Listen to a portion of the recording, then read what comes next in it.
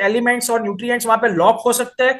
और सबसे महत्वपूर्ण चीज, जितनी हवा ज्यादा अंदर जा सकती है उतनी जड़ों का विकास यानी रूट का विकास वहां पे मैक्सिमम हो सकता है। जड़ों के विकास के लिए सबसे महत्वपूर्ण चीज होती है हवा। मिट्टी में कितनी हवा जा सकती है वो डिसाइड करती है कि जड़ें कितनी मजबूत है। अगर मैं बोलूं कि अगर इंसानों की जड़ें कैसे मजबूत होती है, तो हमारा दिमाग हम जितना खुला रखेंगे उतने हम ज्यादा से ज्यादा विचार, उतने ज्यादा से ज्यादा अच्छी इंफॉर्मेशन, ज्यादा से ज्यादा संस्कार अगर हम करेंगे तो हमारे जड़ मजबूत होती है। वैसे फसल के अंदर अगर मिट्टी की छिद्रता बड़ी है और हवा अगर अंदर जा सकती है, तो जितनी हवा ज्यादा जा सकती है उतना वहां पे छिद्रता के कारण, वो हवा के कारण जड़ का, तंतुमूल का विकास जबरदस्त होता है, रूट का ग्रोथ जबरदस्त होता है। तो ऑर्गेनिक कार्बन की कमी पूरी करता है, ऑर्गेनिक मैटर की कमी को पूरा करता है, रूट ग्रोथ को शानदार और जानदार बनाता है। और जितनी जड़ें मजबूत उतनी हमारी फसल की इम्यूनिटी मजबूत, उतनी हमारी फसल की इम्यूनिटी मजबूत, और जितनी इम्यूनिटी मजबूत उतनी हमारी फसल की ग्रोथ और फसल की उपज उतनी ही ज्यादा बेहतरीन होती है।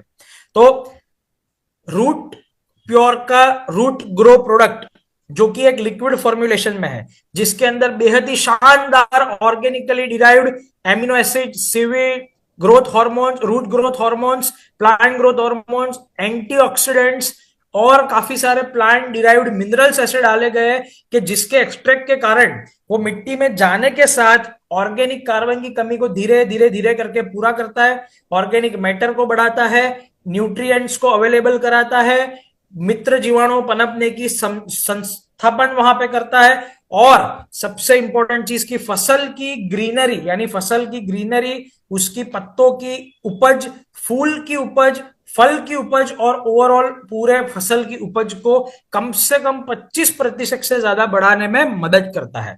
तो दोस्तों, ये एक लिक्विड फॉर्मुलेशन है जो आपके रूट ग्रोथ यानी जड़ों के जबरदस्त विकास, ग्रीनरी, पत्तों के विकास, फल का विकास, फूल का विकास, मिट्टी के ऑर्गेनिक कार्बन को कमी को पूरा करना, मिट्टी की पीएच को संतुलित करना। पीएच बहुत बड़ी चीज होती है। आज हर सारे जो मेरे शानदार लीडर्स, जो दिग्गज लीडर्स सारे मेरे साथ जुड़े हुए, ये मीटिंग में हर कोई जानता है कि पीएच क्या होता है, पीएच कितना महत्वपूर्ण होता है। हमारे शरीर के अंदर भी जब पीएच का इंबैलेंस होता है तो क्या होता है, ये सारी चीज हम जानते हैं दोस्तों। वैसे ही पीएच बहुत ही ज्यादा मायने रखती है मिट्टी के लिए भी। अगर मिट्टी की पीएच अगर असंतुलित है तो वहां पे फसल की उपज नहीं हो सकती अच्छी। फसल की अच्छी उपज के लिए वहां पे चाहिए कम से कम हमको 5.5 से 6.5 की पीएच। तो ये पीएच को बैलेंस करने का काम भी करता है।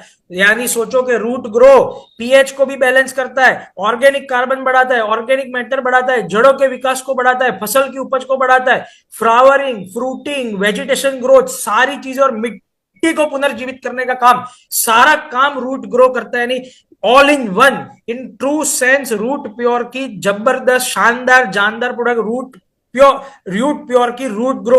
सोचिए दोस्तों, अगर हम ये सारे के सारे लीडर्स एक बॉटल को अगर हम हमारे झोले में डाल के, बैग में डाल के सारे के सारे हमारे किसान मित्र तक पहुंचे, किसान मित्र को ये प्रोडक्ट के बारे में ज्यादा से ज्यादा समझाए, डेमोन्स्ट्रेशन दे, फील्ड में अप्लाई करे, रिजल्ट दिखाए, साथ में रह के स्प्रे करे।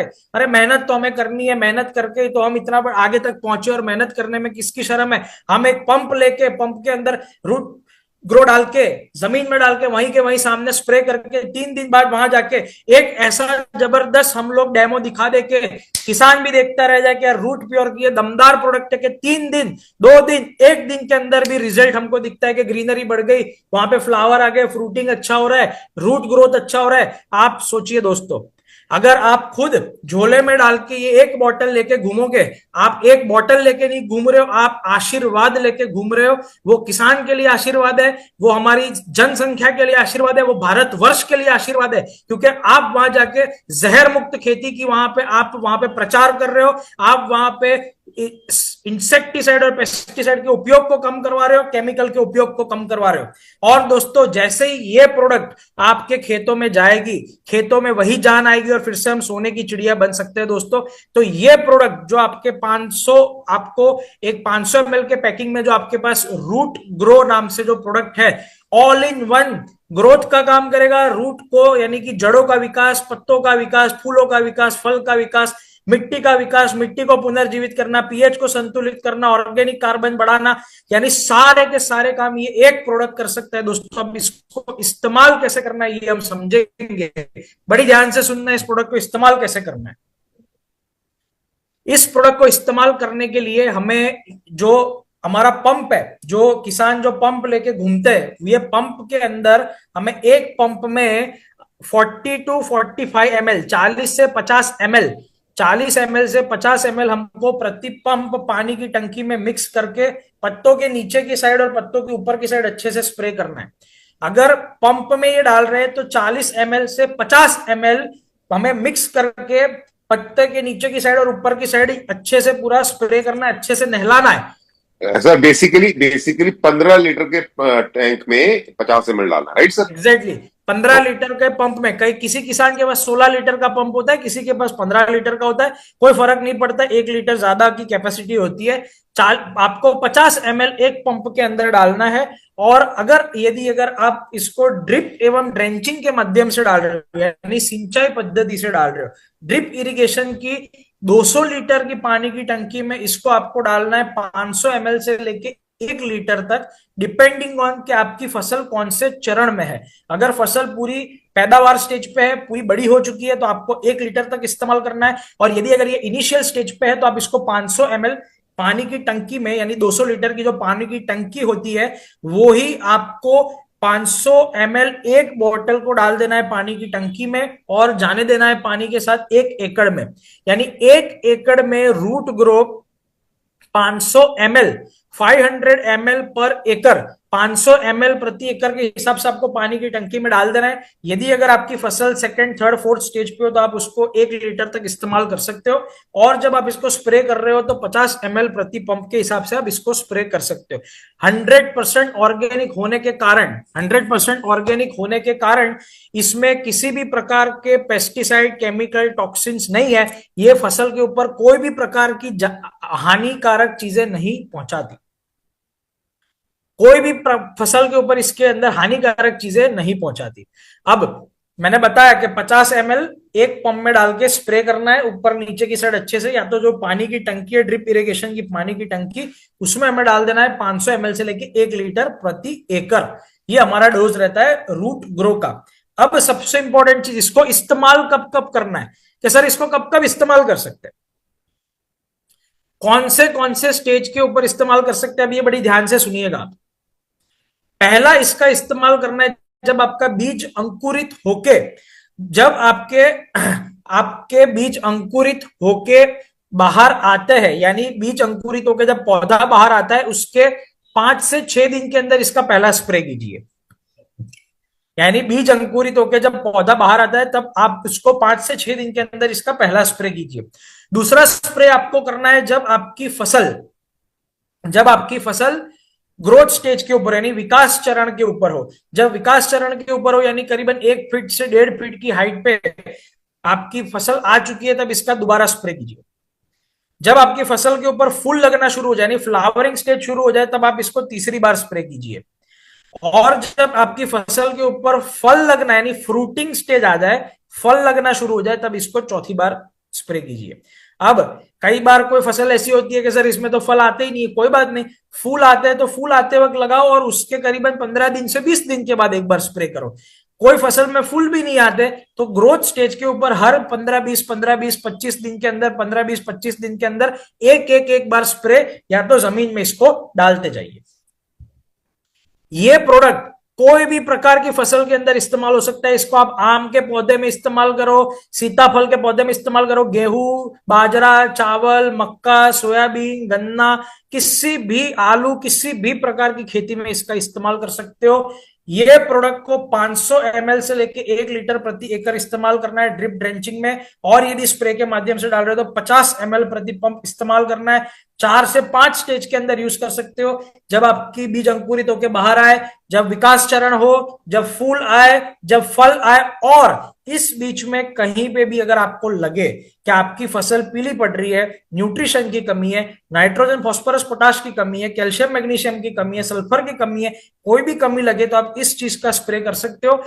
ये प्रोडक्ट को आप कोई भी प्रकार के फर्टिलाइजर के साथ मिक्स करके भी इस्तेमाल कर सकते हो, इसका कोई साइड इफेक्ट नहीं है। किसी भी प्रकार के फर्टिलाइजर के साथ डाल सकते हो, पर पेस्टिसाइड के साथ मिक्स नहीं करना। फर्टिलाइजर के साथ मिक्स करवा सकते हो, पेस्टिसाइड के साथ मिक्स नहीं करना। पेस्टिसाइड के साथ कभी भी इसको मिक्स नहीं करना। तो दोस्तों, ये हमारा हुआ प्रोडक्ट रूट ग्रो। क्या प्रोडक्ट है, कैसे इस्तेमाल करना, क्या बेनिफिट लेना और क्या डोसेज है। अब हमारा दूसरा प्रोडक्ट आता है रूट प्लस। रूट प्लस एक ही चीज शरण जी, ये first spray, second spray, third spray, fourth spray, ये एक बार मेरे को लगता है एक बार रिपीट कीजिए। मैं आपको फिर से एक बार रिपीट कर रहा हूं।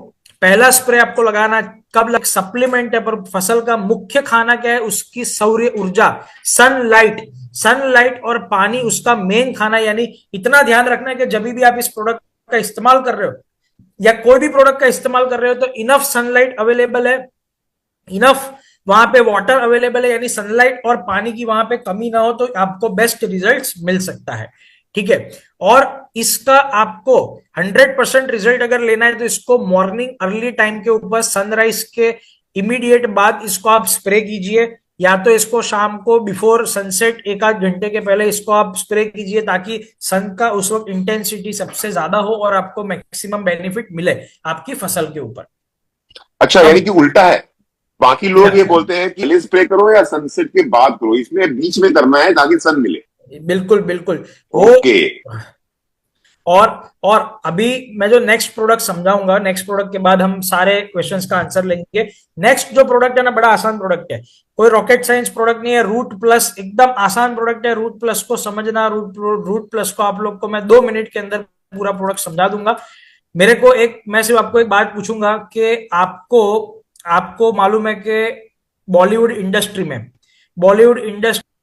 को एक्टर यानी सपोर्टिंग एक्टर में एक silicon based spreader, sticker, adjuvant और पेनिट्रेटर एक्टिवेटर प्रोडक्ट है। दोस्तों, ये प्रोडक्ट एक को सपोर्टिंग प्रोडक्ट का काम करती है। और ये सपोर्टिंग प्रोडक्ट का काम कैसे करती है मैं आपको बताता हूं कि इस प्रोडक्ट को आप किसी भी प्रोडक्ट के साथ मिक्स कर सकते हो, चाहे केमिकल फर्टिलाइजर, केमिकल पेस्टिसाइड, किसी भी प्रकार का organic fertiliser, organic pesticide, herbicide, fungicide, viricide, आप किसी भी प्रोडक्ट के साथ इसको इस्तेमाल कर सकते हो। यानी ये इतना घुलनशील, इतना सहनशील, इतना ज्यादा मित्रता भावना वाला ये प्रोडक्ट है कि ये किसी के भी साथ जाता है, किसी के भी साथ घुल जाता है, किसी के भी साथ रहता है, और जिसके साथ जाता है उसकी भूमिका को बड़ा कर देता है। मैं सरल भाषा में समझा रहा हूं कि ये प्रोडक्ट को आप किसी भी प्रोडक्ट के साथ मिक्स करो, रूट प्योर के रूट ग्रो के साथ मिक्स करो, या मार्केट में अवेलेबल किसी फर्टिलाइजर, पेस्टिसाइड, फंगिसाइड, वायरिसाइड, हर्बिसाइड, किसी के भी साथ अगर आप मिक्स करो, ये प्रोडक्ट मेन प्रोडक्ट की एफिशिएंसी को बढ़ाता है। यानी रूट ग्रो का अगर रिजल्ट 100 में से 100 आने वाला है, पर अगर आपने रूट ग्रो के अंदर रूट प्लस डाल दिया तो ये रिजल्ट 100 में से 100 नहीं, 100 में से 150 आएगा, 100 में से 200 आएगा। ऐसा क्यों? क्योंकि सिलिकॉन स्प्रेडर क्या काम करता है कि जैसे ही पत्ते के ऊपर बूंद गिरती है, ये तुरंत पूरे पत्ते के ऊपर पानी, धड़ाके से पूरा पानी फैल देता है, पूरा स्प्रेड कर देता है। यानी कई बार क्या होता है कि आज की डेट में किसान मित्र जो लेबर के ऊपर डिपेंडेंट है स्प्रे मारने के लिए, ये स्प्रे मारने वाली भी लेबर एक घंटे के अंदर पूरा 1 एकड़ खत्म करना होता है, इसलिए क्या धड़ाधड़ स्प्रे मार के निकल गए। कोई पत्तों के ऊपर पानी गिरा, कहीं नहीं गिरा, कोई डाली के ऊपर गिरा, नहीं गिरा, शाखा के ऊपर गिरा, नहीं गिरा, किसी को कुछ मालूम नहीं होता। अगर हम सोचो, अगर हम नहाने बैठते तो क्या पूरी बाल्टी एक साथ नहा लेते हैं कि भाई चलो बाल्टी उठाई और नहा लिया, खत्म? ऐसे तो हम नहीं नहाते। पूरा साबुन लेते हैं, शैम्पू लेते हैं, बदन को रगड़ते हैं, सिर को रगड़ते हैं, अच्छे से पूरा नहाते हैं। तो पत्तों के साथ ऐसे ऊपर नीचे धीरे धीरे करके आपको स्प्रे करना होता है। अगर नहीं कर पाते, उसके वजह से ही वहां पे सिलिकॉन स्टिकर स्प्रेडर ऐड करना पड़ता है, ताकि वहां पे पत्तों के ऊपर मैक्सिमम कवरेज मिले, मैक्सिमम स्प्रेड और वहां पे स्टिक हो जाए। यानी सबसे पहले स्प्रेड हो जाए, और वहां पे स्टिक हो जाए। स्प्रेड होने के बाद जैसे ही वो स्टिक हो जाता है तो स्प्रेडिंग और स्टिकिंग का फंक्शन करता है। बारिश के मौसम में काफी सारे लोग पेस्टिसाइड डाल के चले जाते हैं, पर पेस्टिसाइड धुल जाता है। जैसे ही इसके ऊपर अगर आपने 5 ml प्रति पंप के हिसाब से रूट प्लस डाला है तो ये पहले चिपकेगा, स्प्रेड होगा, चिपकेगा और फिर पेनिट्रेट होकर वहां पे एक्टिवेशन प्रोसेस करेगा। तो ये रूट प्लस प्रोडक्ट है, इसका 5 ml प्रति पंप का इसका डोज रहता है, 5 ml पर पंप। फिर से बोल रहा हूं, 5 ml प्रति पंप इसका डोसेज रहता है और 5 ml प्रति पंप के हिसाब से इसको इस्तेमाल कर सकते हैं। पर आइडियली रिकमेंडेड ये है कि बहुत ही शानदार रिजल्ट चाहिए तो 1 ml प्रति लीटर, यानी अगर हम 15 लीटर पानी की टंकी ले रहे हैं तो उसमें 15 ml 15 ml तक हमको लेना चाहिए, 10 to 15 ml तक हमको लेना चाहिए रूट प्लस। तो आइडियली 10 ml से लेके 15 ml तक हम लोग को रूट प्लस प्रोडक्ट डालनी चाहिए पानी के अंदर। उसके साथ आप रूट ग्रो डालो या और कोई प्रकार का पेस्टिसाइड, फर्टिलाइजर, हर्बिसाइड, फंगिसाइड कुछ भी डालो। जिस प्रोडक्ट को डालोगे उसको स्प्रेड करके, स्टिक करके उसकी एफिशिएंसी और उसके रिजल्ट बढ़ाने का काम ये करेगा। यानी रूट प्लस वो पर्दे के पीछे रहने वाला प्रोडक्ट है कि भाई जो पर्दे के आगे मैं तो इसका रिजल्ट बढ़ाऊंगा, मैं तो इसकी एफिशिएंसी बढ़ाऊंगा, मैं तो इसके किरदार को बढ़ाऊंगा, मैं तो इसको बड़ा एक्टर बनाऊंगा, मैं तो किंग मेकर है। किंग कोई और है पर ये किंग मेकर है। रूट प्लस जो है वो किंग मेकर की भूमिका करता है। ये इसको डालना चाहिए 10 ml से 15 ml पानी की टंकी में, या तो अगर आप ड्रिप इरिगेशन के माध्यम से डाल रहे हो, सिंचाई के माध्यम से डाल रहे हो तो 150 ml से 200 ml प्रति टंकी 1 एकड़ के लिए आपको डालनी चाहिए। तो ये प्रोडक्ट डालने से आपकी मिट्टी के अंदर पानी नीचे के लेवल तक जाता है, प्रोडक्ट नीचे के लेवल तक जाती है ताकि मैक्सिमम न्यूट्रिशंस अवेलेबल होते हैं, मैक्सिमम एफिशिएंसी बढ़ती है। ये जैसे ही पत्तों के ऊपर गिरता है तो मैक्सिमम स्प्रेडिंग देता है, मैक्सिमम स्टिकिंग देता है, ताकि जब पूरे पत्ते के ऊपर वो फैलता है आपका प्रोडक्ट तो वो पूरे पत्ते के ऊपर कवर करता है, तो मैक्सिमम रिजल्ट्स को देता है, मैक्सिमम रिजल्ट और एफिशिएंसी को वहां पे देता है। तो दोस्तों रूट प्लस एक silicon based sticker spreader product जिसको 10 ml से 15 ml एक पानी की टंकी में या अगर आप ड्रिप के माध्यम से डालो तो 150 से 200 ml आपको इस्तेमाल करना है। ये दो प्रोडक्ट को मैंने समझाया। और आप एक चीज सोचिए, आपको चाहिए जड़ों का विकास, फूलों का विकास, फल का विकास, ग्रीनरी, मिट्टी को पुनर्जीवित करना, मिट्टी अच्छी करना, मैक्सिमम एफिशिएंसी लाना, रिजल्ट अच्छे लाना, वहां पे मैक्सिमम पत्तों के ऊपर प्रोडक्ट को स्प्रेड करवाना, स्टिक करवाना, यही सब काम को हम बोलते हैं न्यूट्रिशन मैनेजमेंट। और ये दो प्रोडक्ट से आपका न्यूट्रिशन मैनेजमेंट का काम 100% आप पूरा कर सकते हो। दोस्तों ये मैं दावे के साथ कहता हूं, आप इसको किसी भी फसल में इस्तेमाल करो, चाहे एप्पल में इस्तेमाल करो, गवा में करो, सीताफल में करो, बनाना में करो, गेहूं में करो, चावल में करो, मक्के में करो, धान में करो, सरसों में करो, इस किसी में भी करो, ये प्रोडक्ट आपको रिजल्ट देगा। मैक्सिमम लोगों को बैग में ये प्रोडक्ट डाल के मैक्सिमम डेमोन्स्ट्रेशन करना है, फील्ड पे जाना है, लोगों को रिजल्ट दिखाना है, रिजल्ट लेना है और जितना हो सके इस प्रोडक्ट का प्रचार करना है। क्योंकि जितना जितना ये प्रोडक्ट का प्रचार होगा, केमिकल का इस्तेमाल धीरे धीरे करके कम होगा और जैसे जैसे केमिकल का इस्तेमाल कम होगा हम जहर मुक्त फसल खा पाएंगे, जहर मुक्त खेती कर पाएंगे। किसान को कभी भी जाके ये नहीं बोलना है कि आप यूरिया डीएपी बंद कर दो, केमिकल बंद कर दो, ये जहर है। नहीं, उसको मालूम है वो जहर है, उसको मालूम है वो जहर है, पर उसको ये नहीं समझाना है। उसको क्या समझाना है मैं आपको सिखाता हूं। ये ट्रेनिंग में आपको दे रहा हूं कि क्या बात करनी है। सोचिए कि मेरे को सिगरेट पीने की आदत है, मैं दिन की 40 सिगरेट पीता हूं, मैं 40 सिगरेट पीता हूं। कोई मेरे को आके बोले कि cigarette is dangerous to health, don't smoke, मैं बोलूंगा please don't tell me. I know कि सिगरेट के बॉक्स के ऊपर लिखा है कि smoking is injurious to health, it can cause diseases like cancer and other diseases. Cancer जैसी खतरनाक बीमारियां सिगरेट पीने से हो सकती है, पर मैं बंद नहीं कर सकता। तो कोई क्या करेगा, आके बोलेगा भी एक काम कर, 40 सिगरेट की जगह इस महीने 36 सिगरेट पी ले, 36 सिगरेट की जगह अगले महीने 32 सिगरेट पीना, फिर 1 साल बाद 20 की जगह 15 सिगरेट पीना, फिर 2 साल बाद 15 की जगह 5 सिगरेट पीना। धीरे धीरे करके मेरी आदत छूट जाएगी, मैं 1 सिगरेट और सिगरेट बंद कर दूंगा। वैसे ही जिसको यूरिया डीएपी का नशा लगा है, ये नशे को रातों रात बंद नहीं कर सकते और नहीं करना चाहिए, वरना आपको वहां से खेत से भगा देंगे कि नहीं ये नहीं करेंगे। आपको बोलना है कि सर अगर आप 2 बोरी यूरिया 2 बोरी डीएपी इस्तेमाल कर रहे हो तो इस सीजन में आप 1.5 बोरी यूरिया 1.5 बोरी डीएपी इस्तेमाल करो, रूट प्योर के प्रोडक्ट्स को इस्तेमाल करो और धीमे धीमे धीमे धीमे धीमे धीमे धीमे करके आपको वो डोसेजिस कम करने केमिकल के और ऑर्गेनिक के डोज को बढ़ाना है के अंदर वहां पे पैदा। बात करेंगे गेहूं की, ठीक है। गेहूं के अंदर गेहूं एक ऐसा क्रॉप है जिसके लिए टेम्परेचर आपको आइडियली आपका टेम्परेचर होना चाहिए 25 डिग्री से नीचे का टेम्परेचर सबसे आइडियल होता है। 25 से 30 डिग्री के नीचे का टेम्परेचर आइडियल होता है। मिट्टी की पीएच अगर 5.5 से 6.5 के बीच है तो वो सबसे आइडियल पीएच है आपकी मिट्टी की। और जो गेहूं की फसल है, गेहूं की फसल में पहला स्प्रे आपको कब देना है ये मैं आपको बताता हूं। जब आप लोग गेहूं की नर्सरी कर रहे हो, यानी गेहूं का जब आप बीज डालते हो तो बीज डालने के करीबन सर सॉरी, ये जो आप प्रोसेस बताने वाले हैं ये बेसिकली देखा जाए तो हर उस फसल के लिए होगा जो किसान उगाता है, राइट? तो लोग इंडिविजुअली ना पूछे कि चना कैसे होगा, मूंगफली कैसे होगा, ये जो प्रोसेस है ये सभी फसलों के लिए, तो नोट कर लीजिए इसको आप सब। ये इस सवाल का जवाब मैं ऐसे दूंगा, कोई पूछता है कि सर एप्पल में कैसे करना है, ऑरेंज में कैसे करना है, सीताफल में कैसे करना है, मैं सभी को एक ही चीज पूछूंगा कि आपके घर में 3 लड़के, तीनों लड़के को अगर आपको बड़ा करने के लिए आपने सभी को एक ही प्रकार का दूध पिलाया था, आपने एक ही टाइम पे सभी को दूध पिलाया था, आपने एक ही टाइम पे सभी को खाना दिया था, वैसे ही सारी फसल को एक ही तरीके से ट्रीट करना है। सिर्फ स्टेजेस अलग अलग होते हैं और क्वांटिटी चेंज हो जाती है। कोई बच्चा हट्टा कट्टा है तो बेचारा 1.5 गिलास दूध पिएगा, कोई बेचारा दुबला पतला है तो आधा गिलास दूध पिएगा। वैसे हमको डोसेजेस एडजस्ट करने होते हैं और स्टेजेस हमको समझने होते हैं, वरना हर फसल का एक सीक्वेंस एक जैसा ही होता है। पहले बीज अंकुरित होता है, बीज अंकुरित होकर पौधा बाहर आता है, फिर पौधे में से लीव्स यानी कि पत्ते ग्रो होते हैं, पत्ते में से फूल आता है, फूल में से फल आता है और फल में से हार्वेस्टिंग होता है। ये स्टेज सभी में कॉमन है, ठीक है। बिल्कुल सर। अब मैं बात करूंगा गेहूं की। तो गेहूं के अंदर गेहूं का जो इंपॉर्टेंट एलिमेंट है कि गेहूं के अंदर सबसे ज्यादा जरूरत होती है पोटाश की, पोटेशियम की सबसे ज्यादा जरूरत होती है। तो पोटेशियम की सबसे ज्यादा जरूरत के कारण गेहूं में जो जड़ें है ना, जड़ें बड़ी इंपॉर्टेंट होती है, क्योंकि गेहूं में कोई फल नहीं आते, उसमें तो सीधी वो कनक लग जाती है और कनक लग के फिर वो पकने लगती है और पक के फिर आप उसको बाहर निकाल देते हो। तो गेहूं में इंपॉर्टेंट है आपका रूट ग्रोथ, यानी आपकी जड़ों का विकास।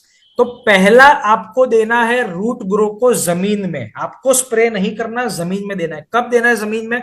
तो पहला आपको देना है जब आप बीज अंकुरित हो जाए उसके 4 से 5 दिन के भीतर भीतर आप इसको जमीन में एक बार ड्रिंचिंग और ड्रिप के माध्यम से डाल सकते हो। ये आपको पहली बार जमीन में डालना है, स्प्रे नहीं करना है, जमीन में डालना है बेस्ट रिजल्ट के लिए। स्प्रे कर दिया तो कोई इश्यू नहीं है, पर बेस्ट रिजल्ट के लिए पहली बार जमीन में डालना है। कोई बोलेगा सर बीज अंकुरित करने के लिए बीज अंकुरण, seed germination process, seed treatment process यानी बीज उपचारण जो बोलते हैं, क्या उसके लिए जबरदस्त रिजल्ट देगा? आप अपने गेहूं के बीज को लो, उसमें से 100 ml से 150 ml रूट ग्रो को मिक्स करो, 150 ml जितना रूट ग्रो के अंदर सीड को ट्रीट करो और उस सीड को डाल दो, आपका 100% सीड जर्मिनेशन होने के चांसेस है। जब सीड जर्मिनेशन हो जाए उसके बाद जब आपका गेहूं करीबन ना 35 से 40 दिन के अंदर अंदर गेहूं की आपको वहां पे खड़े होना स्टार्ट हो जाते हैं आपके जो पौधे हैं। तो जैसे वो पौधे खड़े होना स्टार्ट हो जाते हैं वहां पे हल्का सा पत्ता ऊपर की टिप से पीला पड़ता है, उसका ये इंडिकेशन है कि भाई अब इसको और एक बार ग्रोथ की जरूरत है। तो आप उसको 30 से 35 दिन के अंदर दोबारा स्प्रे कीजिए ताकि उसका ग्रोथ वहां पे फिर से बनना शुरू हो जाए। तीसरा स्प्रे जब इसके ऊपर आपकी कलियां लगना शुरू होती है, यानी वो कनक का जो अंदर का पार्ट है वो लगना शुरू होता है, तब आप इसको स्प्रे कीजिए ताकि उसकी स्ट्रेंथ, उसकी पकड़, उसकी जो वहां पे एक क्षमता है खड़े रहने की वो वहां पे मैक्सिमम हो। और फाइनली जब इसके ऊपर कनक लगना शुरू होता है तब आप इसको स्प्रे कीजिए ताकि वो जो कनक की जो साइज है, क्वालिटी है और वहां पे जो गाढ़ापन है और वहां पे जो पकड़ है वो मजबूत बने। और गेहूं के अंदर आपको सिर्फ ये ध्यान रखना है कि कभी भी यूरिया डीएपी के ओवर डोसेजेस नहीं करने। यूरिया डीएपी ज्यादा डालने के कारण, ओवर फर्टिलाइजेशन के कारण आपका पत्ता पूरा पीला पड़ सकता है, ये नहीं करना है। जड़ों का विकास इंपॉर्टेंट है। आपको बीच में कहीं पे भी गेहूं में लगे कि जड़ों का विकास अगर ठीक से नहीं हो रहा तो आप रूट ग्रो को 2 से 3 बार आप जमीन में एक्स्ट्रा डाल सकते हो, उसका कोई भी डिसएडवांटेज नहीं है, कोई भी उसका लॉस नहीं है, ये आपको समझना है। सर यही सवाल पूछा। जो पूरा जमीन में उगता है, तो उसके लिए जड़ें सबसे इंपॉर्टेंट है, अगेन रूट सबसे इंपॉर्टेंट है। तो रूट सबसे इंपॉर्टेंट है, इसी के लिए वहां पे आपको, जब आप आलू को अंदर डालते हो, यानी आलू की सीड्स तो होती नहीं है, पर वो आधा कटा हुआ आलू या उस टाइप का आलू होता है जिसकी सीड अंदर होती है, वो ट्यूबर को जब आप अंदर, आप ट्यूबर को जब आप डालते हो मिट्टी में और फिर मिट्टी से कवर करके पूरा करते हो, आप उसी के साथ जब आप पहली बार आलू डाल रहे हो, उसी के 2 से 3 दिन के अंदर भी आप इमीडिएटली रूट ग्रो डाल सकते हो। फिर जब उसके ऊपर पौधा, जब जमीन के ऊपर पौधा उगना शुरू हो जाए और जब ये हाइट का आ जाए और जब इसके ऊपर पत्ते धीरे धीरे दिखना शुरू हो जाए आलू के, तब आप इसको दोबारा स्प्रे कर सकते हो। जब ये पत्तों के ऊपर फूल आना शुरू हो जाए, यानी उसका 60 डेज के बाद का स्टेज आता है, 60 दिन के बाद वाला स्टेज, तब जब फूल आ रहे उसका मतलब वहां पे एक मदर ट्यूबर होती है, पोटैटो में एक मदर ट्यूबर होती है जिसमें से और चाइल्ड ट्यूबर निकलती है, यानी एक बड़ा आलू की शाखा होती है, उसमें से छोटे छोटे छोटे आलू बाहर निकलते हैं, छोटे छोटे आलू की शाखाएं बाहर निकलती है। तो ये इंडिकेशन है कि जब ऊपर फूल आना शुरू होता है, तो अब नीचे ये ट्यूबर डेवलपमेंट और ट्यूबर मल्टीप्लीकेशन स्टार्ट हो चुका है। तब आप इसको तीसरी बार जमीन में भी डाल सकते हो, स्प्रे भी कर सकते हो, दोनों इक्वल बेनिफिट देती है। और चौथा, जब आलू का फाइनल हार्वेस्टिंग स्टेज हो उसके 10 से 15 दिन पहले आप इसको डाल सकते हो, तो ये आपको मैक्सिमम वहां पे बेनिफिट देता है। आप इसको किसी भी स्टेज में, इस्तेमाल करो आलू के अंदर, ये आपको रूट, प्लांट और ये सभी चीज में आपको बेनिफिट ही करेगा। बस आपको ध्यान रखना है कि रूट ग्रोथ के लिए इसको मैक्सिमम यूज करना है, ताकि जड़ें जितनी मजबूत होगी उतना आपका आलू की शाखाएं ज्यादा होगी और उतना ही ज्यादा आप वहां पे कर सकते हो। गन्ने के लिए एक मैं आपको पीडीएफ शेयर करूंगा सर, क्योंकि गन्ने के लिए मैं बात करने जाऊंगा तो 1 घंटा भी कम पड़ जाएगा, क्योंकि गन्ने में स्टेजेस काफी सारे होते हैं, ठीक है। तो मैं गन्ने के लिए आपको स्पेशल पीडीएफ भेज दूंगा, वो पीडीएफ आप रेफर कर सकते हो, ठीक है। इसके अलावा किसी का और कोई स्पेसिफिक क्वेश्चन है? सर अब फ्रूट्स पे आते हैं, फ्रूट प्लांट पे, क्योंकि हमारे बहुत सारे लोग ऐसे हैं जो पहाड़ों में हैं, उत्तराखंड में, हिमाचल में, कश्मीर में, और एप्पल की खेती वहां पे, आड़ू की खेती और इस तरह के फ्रूट्स की खेती वहां पे बहुत होती है। बिल्कुल। तो जब जब वो मतलब बेसिकली डॉर्मेंसी से पेड़ बाहर आते हैं, हाँ, वहां से लेके फ्रूटिंग तक का, ये सभी जो ठंडे इलाकों के पेड़ हैं सर, एक बार अगर सभी पेड़ों को बता दें जो ठंडे इलाकों में होते हैं, जो डॉर्मेंसी से बाहर आते हैं और फिर उसके बाद फ्रूटिंग होती है, पूरा स्टेज समझा दें जहां पे रूट ग्रो और रूट प्लस दोनों कैसे यूज करेंगे। बिल्कुल। अब जो ठंडे इलाके हैं, ठंडे इलाकों में जो फ्रूट होते हैं, खास करके जो अपना सेब हो गया या आड़ू हो गया, या वहां पे किन्नू की खेती भी उस साइड होती है, थोड़े ठंडे देशों के साइड। फिर वहां पे आपका जो भी फ्रूटिंग के क्रॉप है, तो फ्रूटिंग के क्रॉप में ना इंपॉर्टेंट एक चीज होती है, आपको, आपके लिए इंपॉर्टेंट है फल की साइज, फल का शेप, फल का वजन और फल आपके लिए इंपॉर्टेंट है। तो वहां पे आपको जो रूट ग्रो का यूज है ना, वो ज्यादा से ज्यादा आपको स्प्रे के माध्यम से करना है, ड्रिंचिंग और ड्रिपिंग के माध्यम से कम करना है। आप जितना स्प्रे करोगे उतना ज्यादा बेनिफिट आपको मिलेगा। यानी जब आप आलू की नर्सरी कर रहे हो, सॉरी सेब की नर्सरी, एप्पल की नर्सरी कर रहे हो, तो जो एप्पल के जो पत्ते होते हैं, जो पत्तों में से उसके फ्लावर्स और फ्रूट्स आते हैं, तो पत्तों के ऊपर, फूल के ऊपर और फल के ऊपर आप मैक्सिमम स्प्रे कीजिए। ड्रिप और ड्रेंचिंग में इसको इस्तेमाल कम कीजिए। ड्रिप और ड्रेंचिंग में आप कोई भी ग्रेन्युलर फर्टिलाइजर आपके पास हो तो आप ग्रेन्युलर फर्टिलाइजर का उपयोग कीजिए, और आप स्प्रे के माध्यम से मैक्सिमम फ्रूटिंग और फ्लावरिंग के ऊपर आप फोकस कीजिए। तो वहां पे आपको मैक्सिमम प्रोडक्टिविटी और एफिशिएंसी मिलेगी। कोई ज्यादा रॉकेट साइंस है नहीं। ठंडे प्रदेशों की मिट्टी, ठंडे प्रदेशों की पीएच और ठंडे प्रदेशों का पानी ऐसा ही होता है जैसे बाकी देशों का होता है, बस वो एडजस्टमेंट होता है। और ये प्रोडक्ट्स वहां पे आप इस्तेमाल करोगे तो भी आपको बेस्ट रिजल्ट मिलेंगे अगर आपने इसको स्प्रे किया। जब भी स्प्रे करो, पत्तों के नीचे, एप्पल के पत्तों के नीचे की साइड जितना ऊपर, जितना उससे ज्यादा नीचे फोकस करना है, क्योंकि नीचे उसकी सारी वेन्स होती है जो फ्लावर और फ्रूट की स्ट्रेंथ को बढ़ाता है। तो और ये सर यहाँ पर एक बात और सर, कि ये जैसे पहाड़ों में ईश्वरी जी ने पूछा था कि बहुत सारे लोग केमिकल्स का और केमिकल फर्टिलाइजर का यूज बहुत कर रहे हैं इन ऑर्किड्स में। तो जैसा आपने कहा कि कभी भी, अब सिगरेट वाला एग्जांपल दिया कि कभी मत बोलना कि इसको बंद कर दो, तो एग्जैक्टली सेम बोलना है कि भाई थोड़ा कम। बस आप समझ लो कि को मालूम है कि जैसे सेब लोग वाटर सोल्यूबल फर्टिलाइजर यूज करते हैं, एनपीके बोलते हैं, जो 19 19 19 20 20 20 0 52 34 12 61 0 ऐसे अलग अलग ग्रेड्स आते हैं जो सेब में लोग स्प्रे करते हैं। तो भाई बोलो तुम अगर 1 kg इसको स्प्रे कर रहे हो तो तुम 750 ग्राम इसको स्प्रे करो और 500 ml हमारा इस्तेमाल करो, और फिर इसके कॉम्बिनेशन में रिजल्ट चला के देखो कितना शानदार रिजल्ट आता है। सीधे बोलेंगे तो लोग फिर रिजेक्ट कर देंगे। नहीं, रिजेक्ट कर देंगे। आपको बोलना है 25% इसका खर्चा कम करो और 25% हमारा खर्चा बढ़ा दो, ताकि धीरे धीरे करके आप एक ऑर्गेनिक की तरफ बढ़ोगे। और दूसरा, सिर्फ ऑर्गेनिक नहीं, ये प्रोडक्ट का जो बेनिफिट है वो बेनिफिट भी आपको जबरदस्त मिलेगा। एग्जिस्टिंग प्रोडक्ट में जो मिल रहा है उससे कम से कम 10-20% एक्स्ट्रा बेनिफिट आपको वहां पे दिखेगा। अगर किसी ने किसी किसान को कन्विंस कर लिया और बोला भैया ये सब जो केमिकल है इसको बंद कर दो और सिर्फ ये यूज करो, तो उसका इल इफेक्ट क्या पड़ेगा?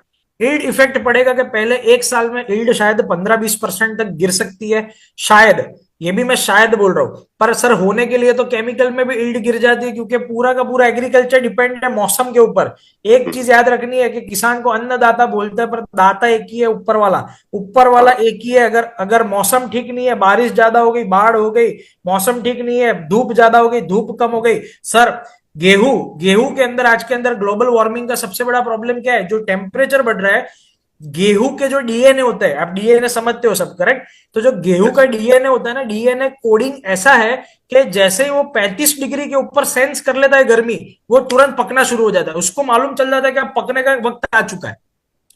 तो जो प्रदेश के अंदर अगर जनवरी महीने में अगर 30-35 डिग्री अगर चली गई गलती से, तो वहां पे गेहूं आधे स्टेज पे पकना शुरू हो जाता है। आम और लीची सर, दोनों। आम और लीची, ये दो फ्रूट के अंदर कम से कम इसका स्प्रे होता है 6 से 7 बार, कम से कम 6 से 7 बार स्प्रे होता है। क्यों? क्योंकि आम के जो नर्सरी है, आम की नर्सरी के अंदर जो पत्ते हैं, जो फ्लावरिंग है, फ्रूटिंग है, इसको मैक्सिमम अगर ईल्ड तक ले जाना है तो 6 से 7 बार इसका इस्तेमाल करना है, हर 20 दिन के इंटरवल के ऊपर। कोई इसमें ज्यादा लॉजिक नहीं लगाना, हर 20 से 24 दिन, यानी 3 हफ्ते के भीतर भीतर इसका एक स्प्रे हो जाना चाहिए। 3 हफ्ते के भीतर भीतर इसका एक स्प्रे हो जाना चाहिए। और आप इसको सिर्फ स्प्रे करना है, अगेन लीची और आम में इसको हो सके तो इसको जमीन में इस्तेमाल मत करो, सिर्फ इसमें स्प्रे करो। मैं आपका जवाब इस तरीके से दूंगा सर कि यदि अगर आपको कैंसर की बीमारी हो गई है तो आपने कीमोथेरापी एक बार ले ली तो आपका कैंसर खत्म हो जाएगा? नहीं। नहीं होगा। तो वैसे ही मिट्टी है ना, मिट्टी को कैंसर हो चुका है सर, ठीक है? अच्छा। और इस मिट्टी के कैंसर को अगर ठीक करना है तो ये प्रोसेस सर बार बार, दोबारा, तीसरी बार, चौथी बार, बार बार करती रहनी पड़ेगी सर, तब भी जाके 1 साल 2 साल का वक्त, पेशेंस लगेगा, पर 1 से 2 साल के अंदर जाके आपकी मिट्टी जबरदस्त स्वस्थ हो जाएगी। अच्छा सर, जो जो ये लोग साइनिंग मतलब जो कलम लगाते हैं पेड़ों के, फ्रूट्स के, तो उसमें इसका कोई रोल है? जहां पर, क्योंकि क्वेश्चन मेरे पास आ रहे हैं। जब पेड़ों की कलम लगाई जा रही है, यानी उसको लगाते वक्त आप जमीन के अंदर इसको पानी के साथ दे सकते हो। जिस दिन कलम लगा रहे हो उसी दिन इसको दे दो पानी के साथ। और ये फ्रूट का जो कलर है उसको इंप्रूव करने में, शाइन फ्रूट का इंप्रूव करने में, कोई भी फ्रूटिंग प्लांट जो है, क्योंकि फ्रूट के क्वेश्चन ज्यादा आ रहे हैं मेरे पास, उसको इंप्रूव करने में, की शाइन बढ़ाने का काम है ना, उसके लिए तो केमिकल इस्तेमाल होता है, जैसे इथाइल राइपनर, ठीक है, इथाइल ऑक्साइड फ्रूट राइपनर इस्तेमाल होता है। पर अब मैं इसका जवाब दूंगा आपको ऐसे कि आपकी त्वचा, सर अमित जी, आप बहुत ज्यादा ग्लो कर रहे हो आज, ठीक है? अब आप इतना ग्लो कर रहे हो तो आपके शरीर में कुछ चीज ऐसी होगी जिसके कारण आपका चेहरा ग्लो कर रहा है। पहली, आपका हाजमा ठीक होगा, ठीक है? दूसरा, आपका लीवर ठीक होगा। तीसरा, आपका बचपन से रंग ऐसा होगा। चौथा, कि आप स्ट्रेस फ्री जिंदगी जी रहे होगे, ठीक है? तो ये बहुत सारे फैक्टर होते हैं कि हमारे चेहरे पे ग्लो दिखती है। तो फलों के ऊपर शाइन आने का पहला मुख्य कारण होता है कि आपकी मिट्टी के अंदर पीएच बैलेंस है कि नहीं। अगर पीएच संतुलित है, कार्बन की कमी नहीं है, तो आपकी फ्रूट और फ्लावर की शाइन और क्वालिटी दोनों इंप्रूव होगी। उसके बाद पोटेशियम की कमी वहां पे नहीं होनी चाहिए। पोटाश की कमी अगर नहीं है तो फ्रूट की शाइन जबरदस्त होगी। तो ये दो इंपॉर्टेंट कारण होते हैं कि जिससे शाइन क्वालिटी मैटर करती है। फिर तो आप केमिकल छिड़क के आप अच्छा सा फेशियल वेशियल सलोन में जाके बढ़िया केमिकल ट्रीटमेंट करवा के तो गोरे हो ही सकते हो, पर नेचुरली ग्लो करने का तरीका मैं आपको बताया। सर जिस उगा रहे हो तो इसके अंदर ये प्रोडक्ट के साथ साथ आपको थोड़ा सा इस्तेमाल करना है, कॉपर बेस्ड फंगिसाइड इस्तेमाल करना जरूरी होता है, जो बोर्डो मिक्सचर होता है। बोर्डो कॉपर मिक्सचर, सल्फेट या यस, कॉपर सल्फेट टाइप बोर्डो का बोर्डो मिक्सचर मतलब कॉपर सल्फेट ही होता है। कॉपर सल्फेट और बोरॉन का मिक्सचर होता है, ठीक है, बोर्डो मिक्सचर बनाते हैं उससे। तो वो थोड़ा सा इस्तेमाल करना जरूरी रहता है। पर वहां पे रूट प्लस का रोल क्या होता है मैं आपको बता दूं। जो आपकी अंगूर और जो ऑरेंज है उसकी स्ट्रेंथ, कई बार क्या होता है कि स्ट्रेंथ ना होने के कारण वो पौधे झुकने लगते, गिरने लगते और डालियां झुकने लगती है। पर जितना मजबूत आपका रूट है, जितना आपने अच्छी तरीके से रूट ग्रो को इस्तेमाल किया है, आपकी जड़ें और आपकी जो डाली है, शाखा है, वो मजबूत होती है, तो वहां पे strength आती है। वहां पे फ्रूट की साइज इंक्रीज होती है, फ्रूट की क्वालिटी इंक्रीज होती है और फ्रूट की उपज बढ़ती है, यानी ज्यादा से ज्यादा मल्टीप्लीकेशन होता है। तो ये जो प्रोडक्ट है ये यील्ड बढ़ाने में और फ्रूटिंग कैपेसिटी बढ़ाने में ये बहुत इंपॉर्टेंट रोल प्ले करता है। और साइट्रस फ्रूट का एक गुण धर्म है कि जितनी मजबूत उस अवेलेबिलिटी है नाइट्रोजन की और पोटाश की, वहां पे उतना ही अच्छा आपका क्रॉप होता है।